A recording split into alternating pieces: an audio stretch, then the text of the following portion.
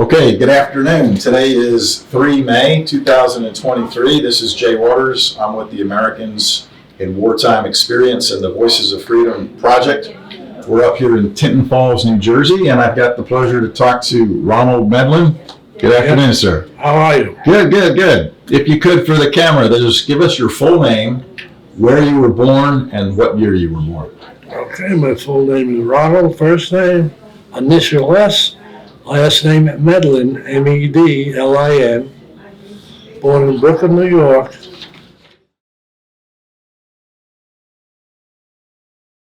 Okay, well, welcome. We're glad you're here. And what branch of the service did you serve in? I was in the Army. Army, okay. And did you participate in any combat operations? No, I was in the peacetime Army from 1956 to 1958, and then the active Army Reserve through 1960. Okay. And thinking about like your family, uncles, brothers, parents, grandparents, did you have anybody else in the family that had served in the military? Many years ago, my grandfather did. Okay. He happened to be in the same training company I was in California, but in the late 1800s. Wow. And the same unit. I forgot what the unit is right now, but it was the same unit number and all. Okay. Because I have his book of what happened in the Philippines and what happened in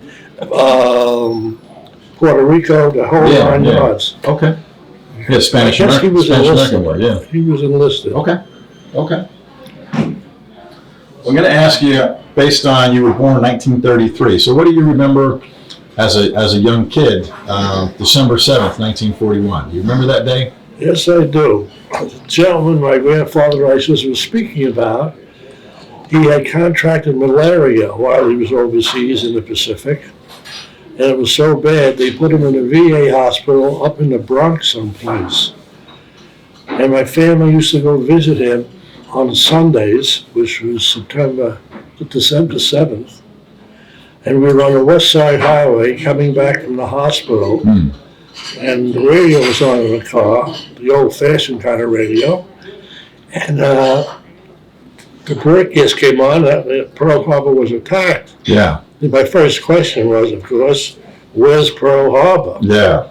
That's a very vivid thing in my memory. Okay, yeah, because you were probably about, 8 years old? Yeah. Yep. Okay. And what was the reaction from other folks? What do you remember anything? No, I mean, they might have discussed it, but again, I didn't know what they were discussing. Okay. I know there was a war prior, but Okay. World War I. Sure. Yeah.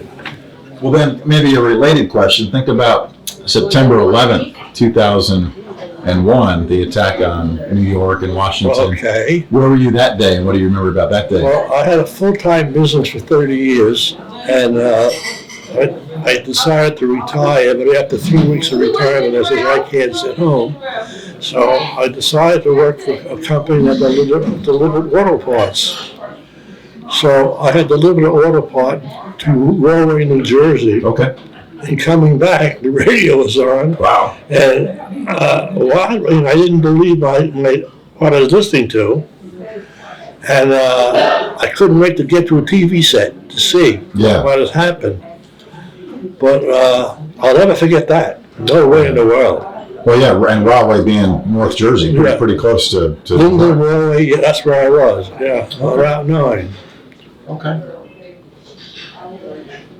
Well, why did you join the military?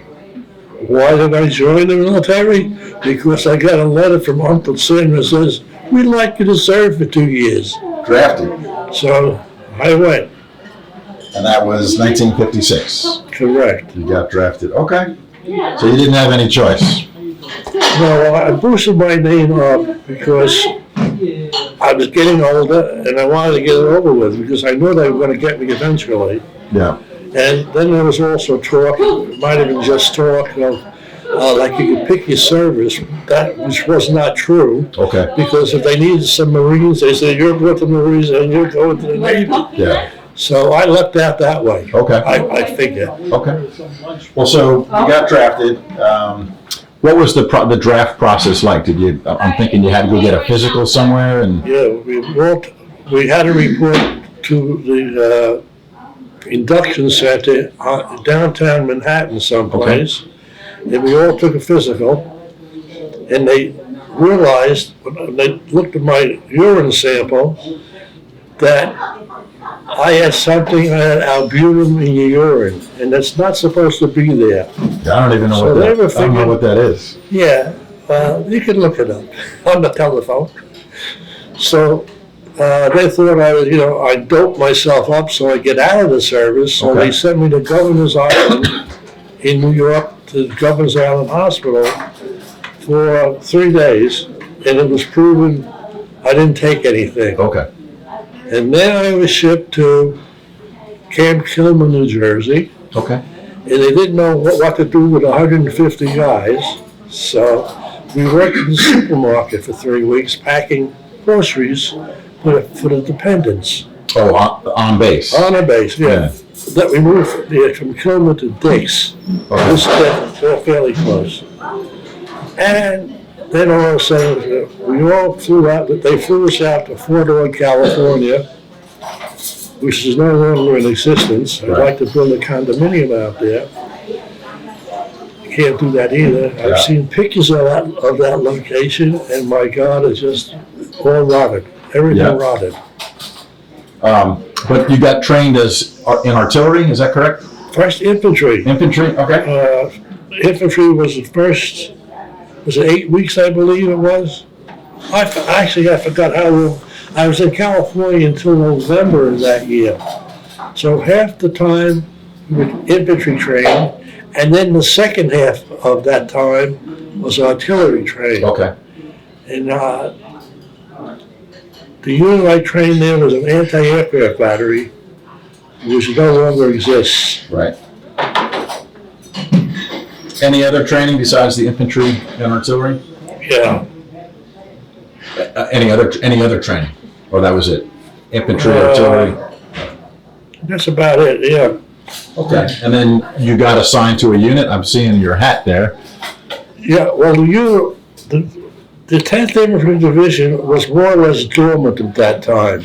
There was a thing in the service where they sent one division home and sent another division to replace in Germany. So we replaced the 3rd Infantry Division, the 10th Infantry, we replaced them. Okay. So we went over by ship. We finished basic training, and they sent us home on leave. Okay. And I said, well, where are we leaving from? And they said, Brooklyn, New York. So I said, well, why don't you let me stay in Brooklyn and I'll meet the ship? Yeah. You know, oh no, can't do that. So they put us on a troop train. It took us a week to go from Monterey, California to the Brooklyn Army Terminal. So you had to go leave in Brooklyn. I had to pay both ways, naturally. Yeah. Back to California. Correct. So we got on the ship, and that was my first sailing on the ship. Oh boy. Yeah. That was horrendous. So I ended up in Bremerhaven, Germany. How long a trip was that?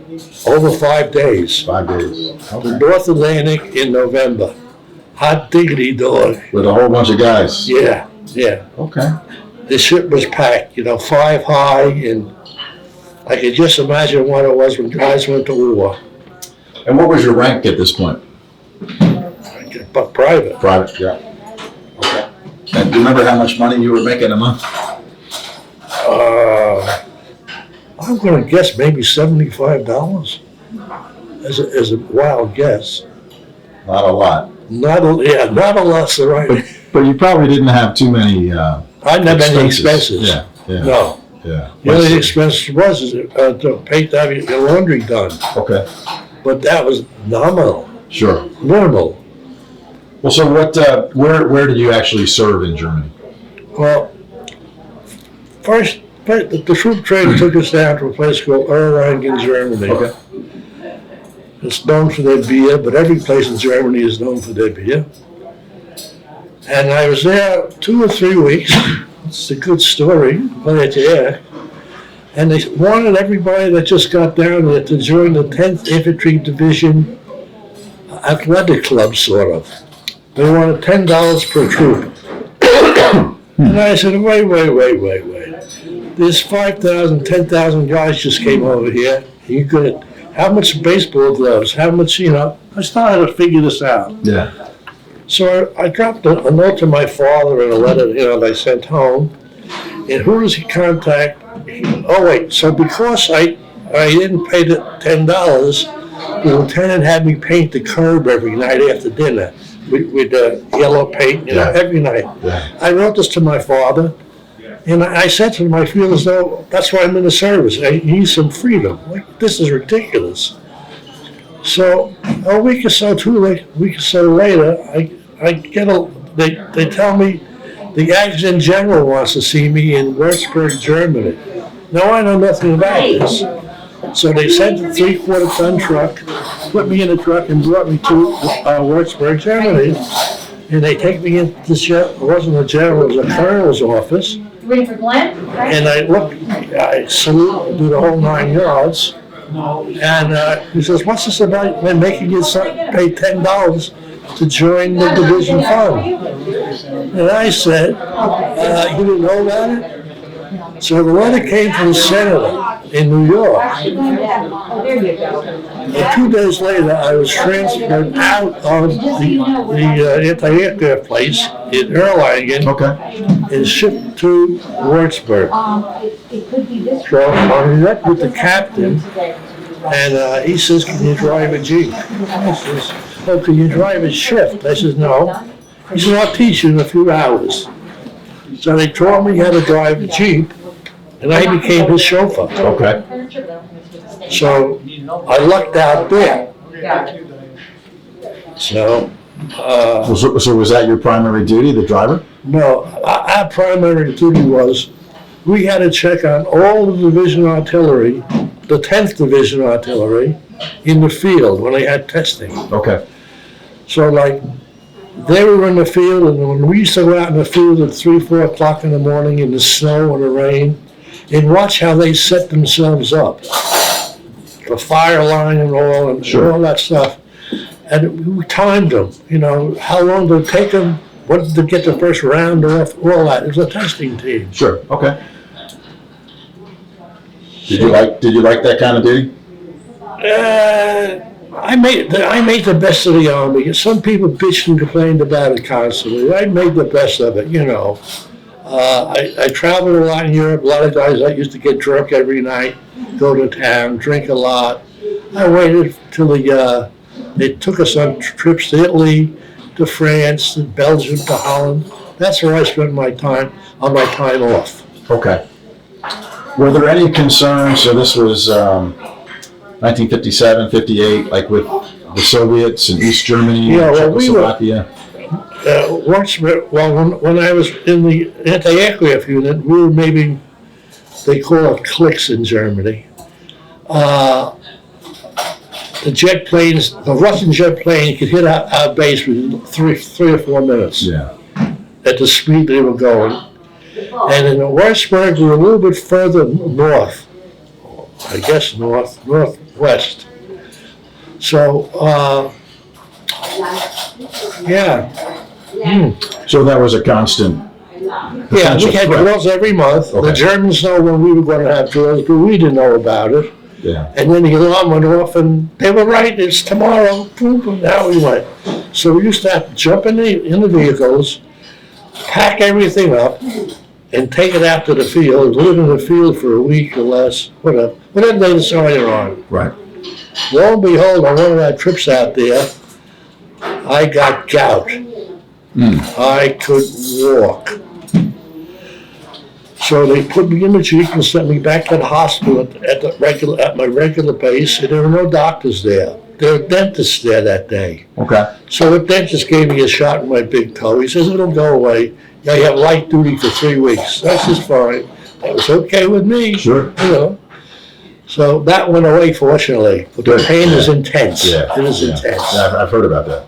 Yeah, big toe. Yeah. If you touch your toe with a feather, you see stars. Yeah. Ooh. So And then I was an artist also. I used to do all lettering in the service. Okay. So they needed signs here, signs there. And So you could do all that. I spent all the time in the PX Okay. with a paintbrush and a clipboard. I lived in the PX. Yeah. But you like doing that? Yeah, sure. Was that your job, or that was something you did on the side? Well, I had to service the Jeep every day. You know, they had red paint around all the grease fittings. I'd make sure they were clean. That's an everyday occurrence, just for us to do something. But we played sports also. Okay. Yeah. Well, so with these alerts and drills, you never really had any combat operations. There was never any intrusions from the a few Russians. fellows, you know, they were, if you got too close to the line, you know, the Russians or whoever they were on the other side, they take pop shots.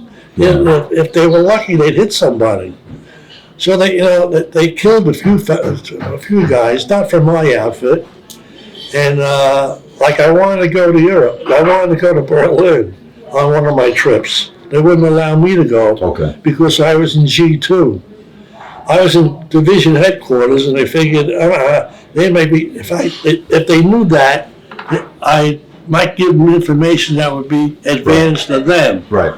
So I couldn't go to Berlin. I always wanted to go, But it sounds like you traveled. You mentioned Italy. You went to a few other places, right? yeah, Paris, Okay. Brussels, Okay. Rotterdam, Amsterdam. What was your best trip? In the service? Yeah, while you were over there. I would say Italy. Italy. Yeah, Italy. And where did you go in Italy? Remember? I was a tourist. I think it cost $46 for 10 days. Wow.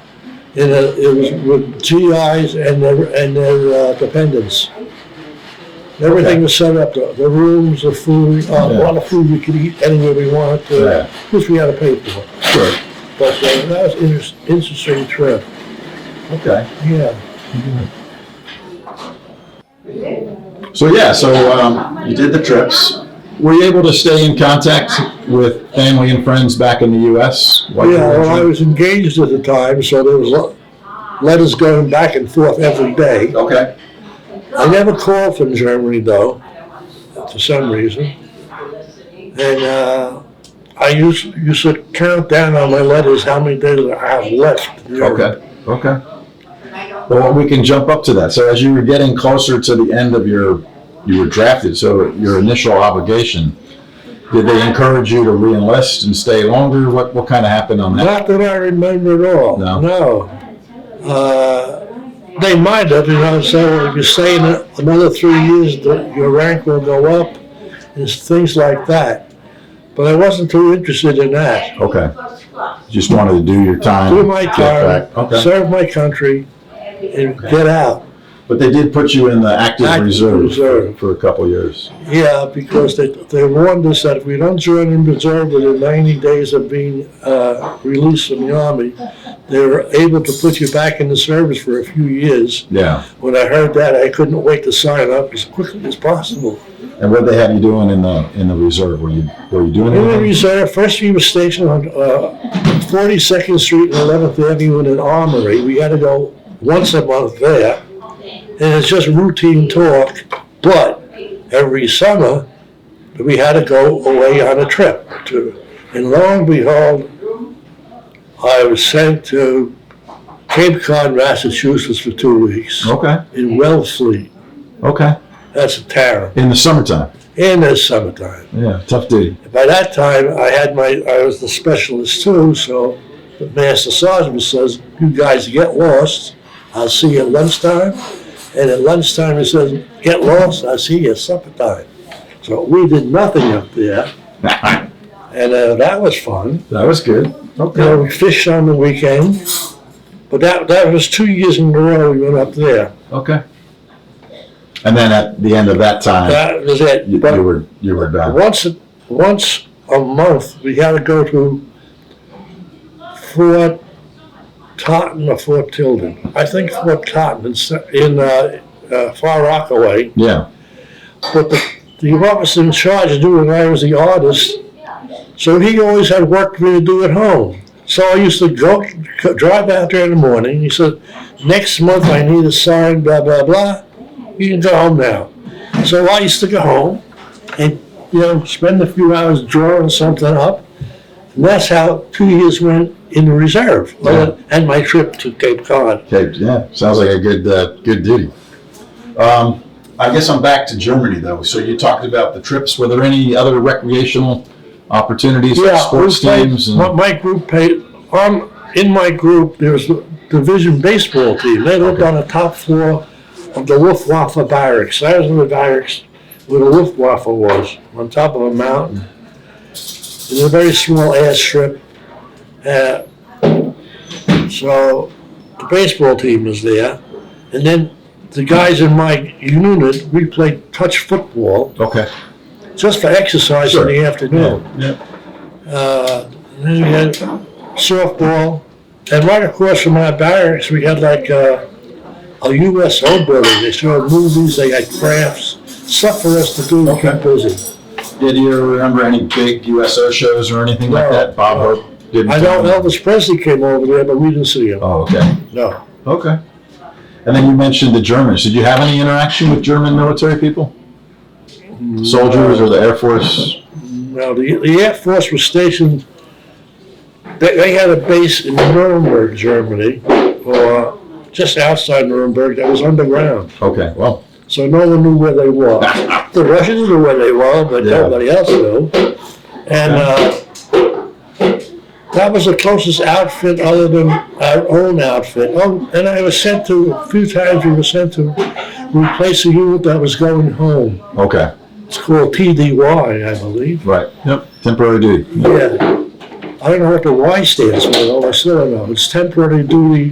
Why? I don't know. I don't know. I don't know. So that was 3 weeks at a time. Yeah. Well, good. Well, we've talked about a lot of things. We're thinking about Germany or even the reserve time. Are there any other unusual incidents, something like frightening or scary Yes. or funny even? My unit was at a firing range,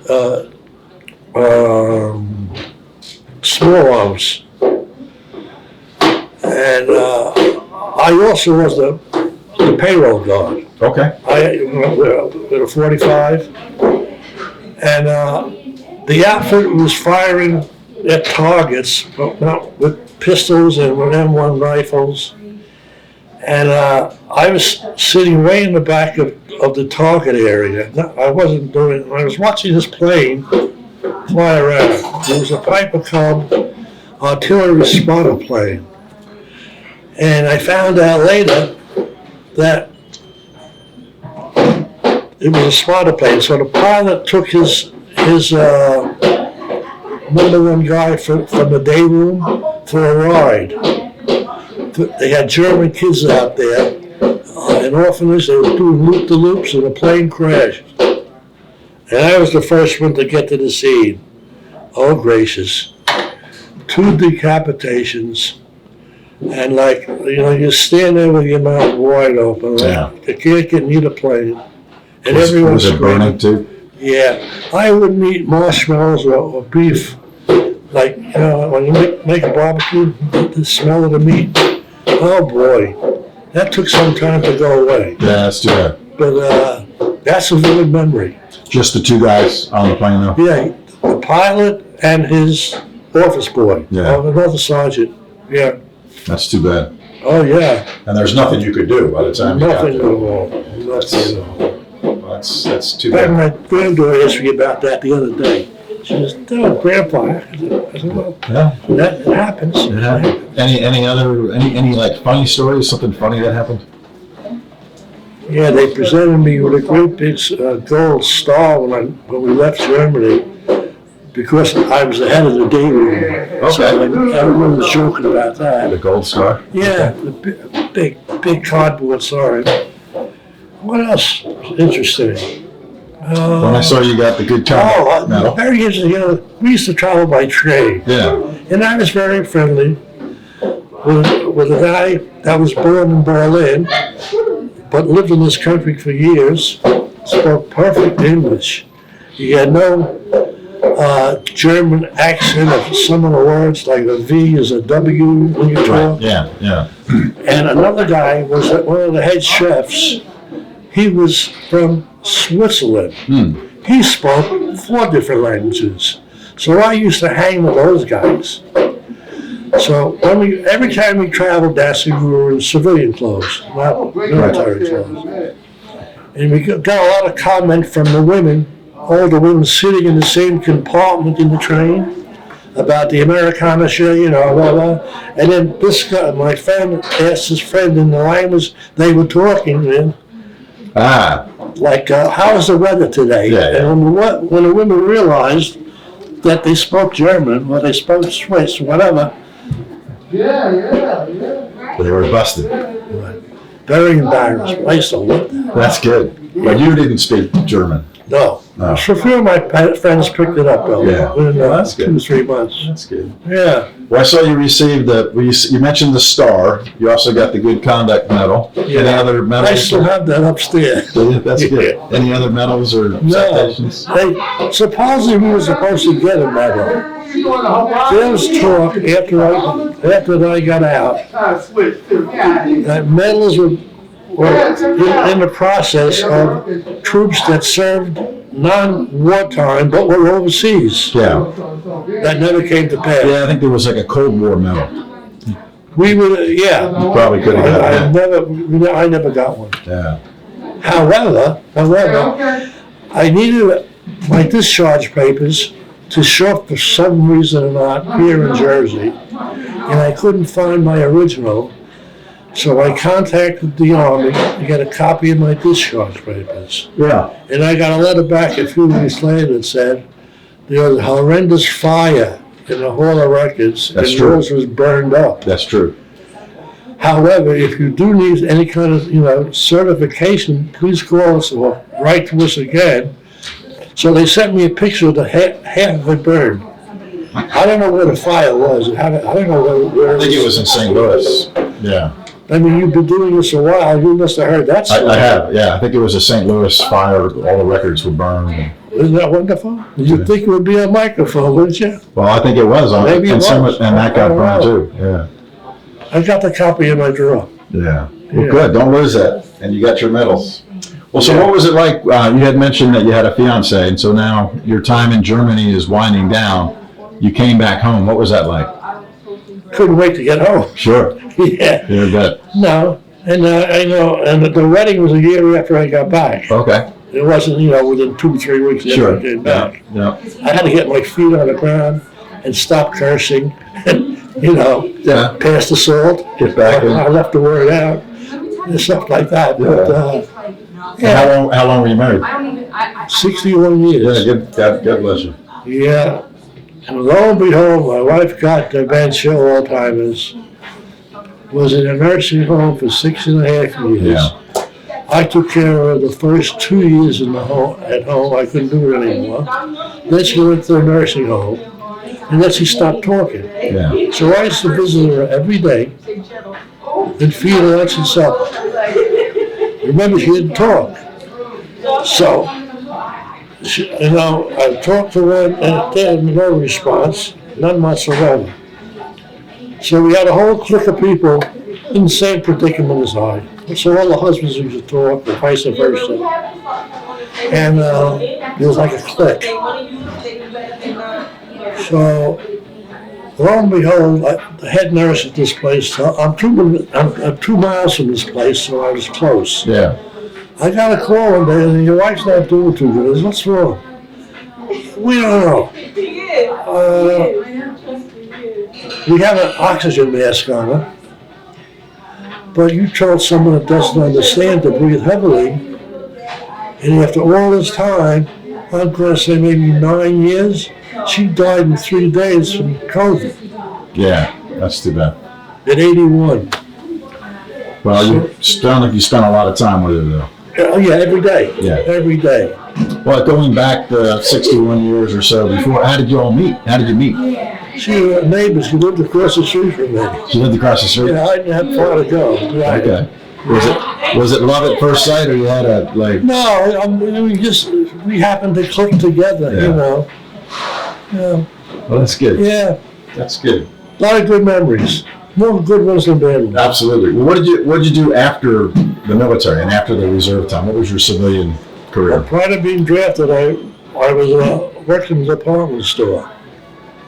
And I was an assistant buyer in the toy department. Okay. And my specialty was trains, model trains, line out, stuff like that. And now I'm drafted, and I spend my time, and I come back to the department store.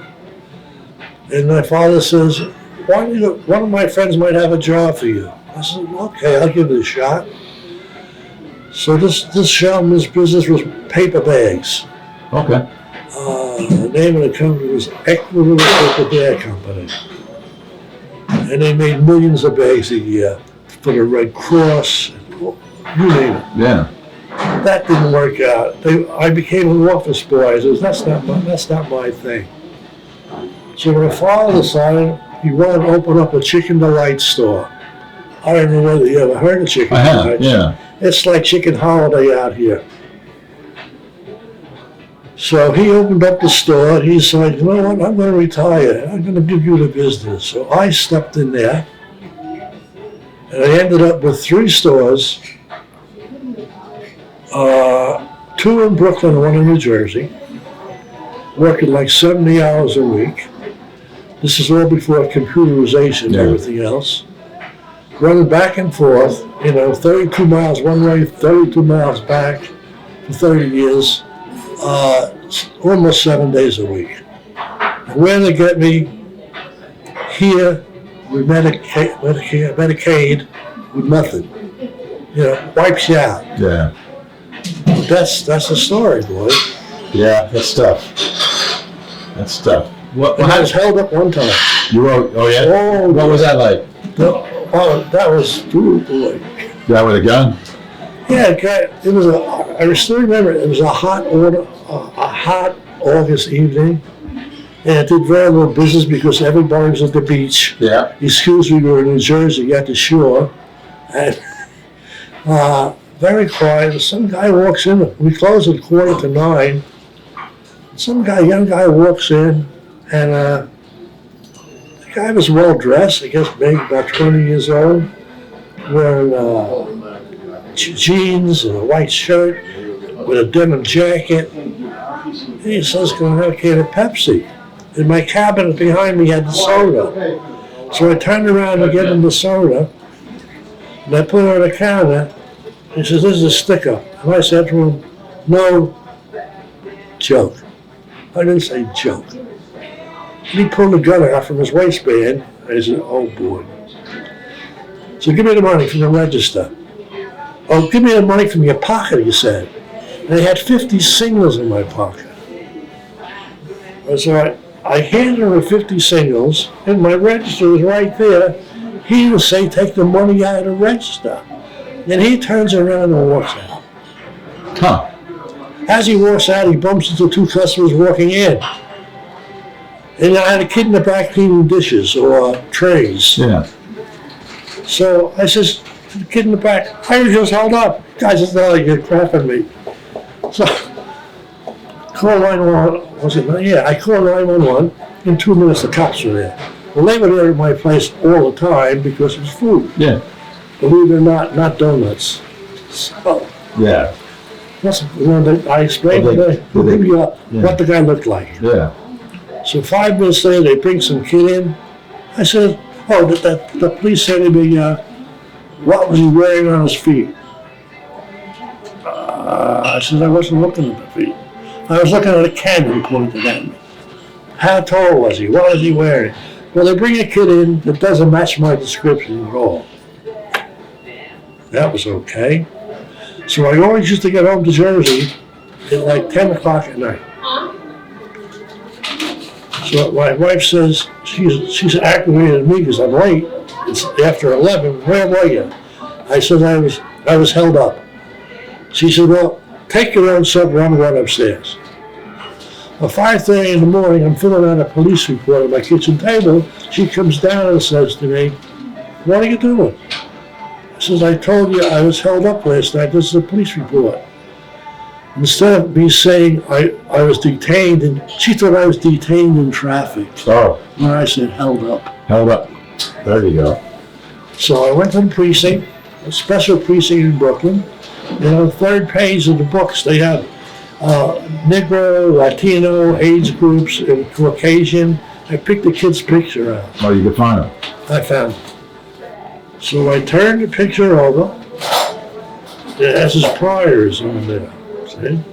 The detective comes running in. You can't look at that. I'm the victim now, see?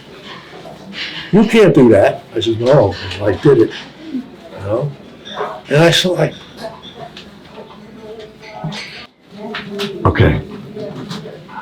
so I said to him, I just want to see where this guy lives because I think I can take care of this problem. So if he does it in the neighborhood again in the next month, 2 months, let me know, will you? We can't do that. I said, okay. The guy never came back to the store. Yeah. But it's always on your mind because I didn't have cameras in the store Yeah. at that time. Then I put up a fake camera with a blinking red light and then a sign in the store Yeah. that said everything is videoed on a 24-hour. Right. Yep. Yeah. Keep showing the loop. But Yeah. how come they didn't arrest him? Didn't they get him and pick him up? No, I don't know. They said we'll get back to you. Yeah. Well, it didn't sound like a very So smart. 6 months later, the detectives come back, Yeah. not from my precinct, from the southern precinct, and they said, oh, here's the pictures. Which one did you? I said, the guy didn't change. It's that guy right Go there. ahead. I never had anything further.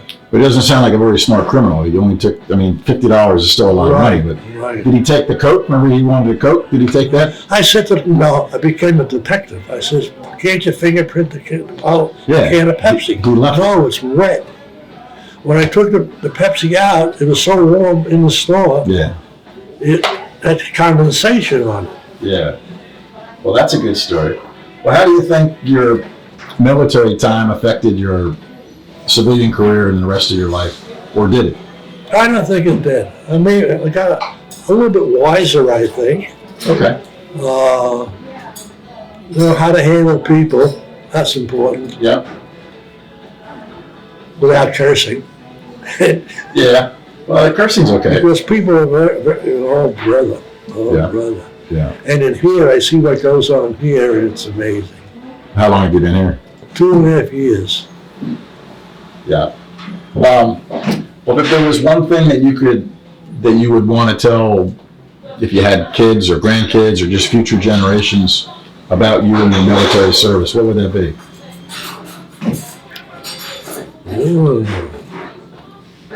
Well, I have 2 sons. I have 3 granddaughters. Girls aren't too interested in what I did in the Army. They could care less, you know. They're all boy crazy.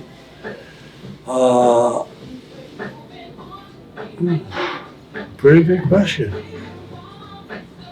Well, I don't know. I just don't know. Okay.